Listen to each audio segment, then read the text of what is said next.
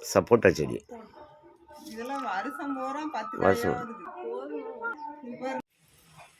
என்ன பண்றீங்க? சப்போட்டா காய் பிடிக்கிறதுக்கு ஒரு பாட்டில் தயார் பண்ணேன். இந்த மாதிரி பாட்டிலில் ரவுண்ட் போட்டு இப்போ என்ன சப்போட்டா காய் கீழே விழுவாது இப்படியே படிச்சுக்கலாம். போன டைம் ஒன்று பண்ணீங்க. பண்ணாலும் எனக்கு ஃபெயிலியர் ஆகி போச்சு. இப்போ புது மாடல். உங்களுக்கு சப்போட்டா பழம் பிடிக்கிறதுக்கு தாத்தாவோட புதிய ஐடியா கண்டுபிடிச்சிருக்கேன். பண்ணி பார்க்கட்டா? அம்மம்மா வீடியோ எடுக்கிறேன். தாத்தாவுக்கு பழம் பாரு.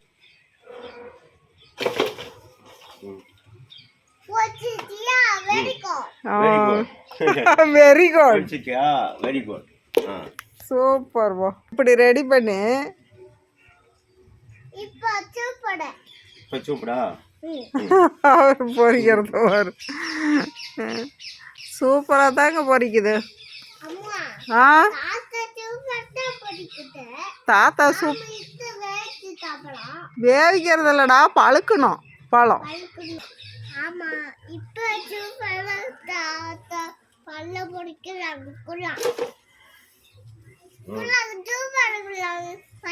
என்ன பண்ணுவ? பிச்சு. யார? ஒன்னு பிச்சு பிச்சு குளாங்க. என்ன பண்ணடா?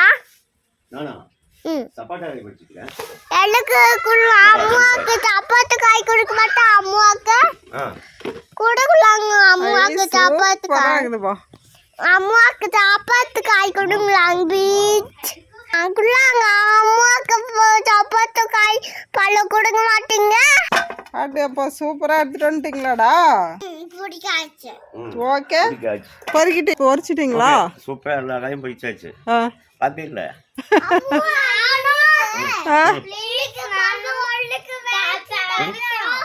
அதான் பொறிச்சாச்சு.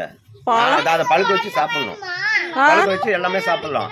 தோட்டத்து சப்போட்டா அவ்வளோ சூப்பராக இருக்கும், டேஸ்டாக இருக்கும். அதை எவ்வளோ ஐடியா பண்ணி எப்படி பறிச்சுக்கிறீங்க பத்தியா? காய் அடிப்படாத பொறிக்கணும். எட்டுல கீழே வந்தால் கையில் பொறிச்சிக்கலாம். பாருங்க சப்போட்டா பொறிச்சிட்டேன். நேற்று இவ்வளோ காய் பொறிச்சேன், இன்னைக்கு இவ்வளோ காய். நாளைக்கு ஒரு டைம் பொறிப்பேன். இது வந்து என்னன்னா அப்பப்போ வருஷம்லாம் வந்துக்கிட்டே இருக்கும். அதான் ஆனால் நல்லா டேஸ்ட்டாக இருக்கும் இந்த பழம். இந்த மாதிரி 2 மாதத்துக்கு ஒரு டைமாவது 1 கிலோ காயாவது எங்களுக்கு வந்துடும்.